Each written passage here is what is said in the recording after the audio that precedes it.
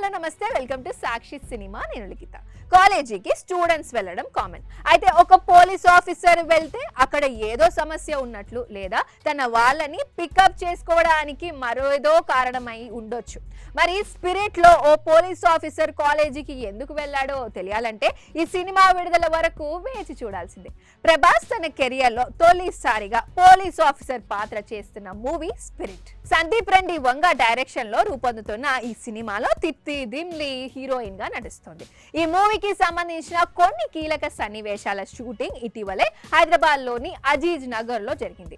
అక్కడ నుంచి నగరంలోని ఓ ప్రముఖ ఉమెన్స్ కాలేజీకి షిఫ్ట్ అవుతోందంట యూనిట్. ప్రభాస్ ట్రిప్ పాల్గొనగా కాలేజీ పరిసరాల్లో కీలక సన్నివేశాలను చిత్రీకరించడానికి ప్లాన్ చేస్తున్నారని సమాచారం.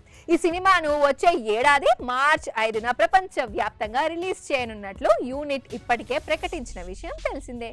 సాక్షి టీవీ ప్రసారాలను నిలిపివేయడం చట్టరీత్యా నేరం. సాక్షి టీవీ ప్రసారాల కోసం మీ స్థానిక కేబుల్ ఆపరేటర్ని వెంటనే సంప్రదించండి. డిటిహెచ్లో, ఇంటర్నెట్లో కూడా సాక్షి టీవీ ప్రసారాలను వీక్షించవచ్చు.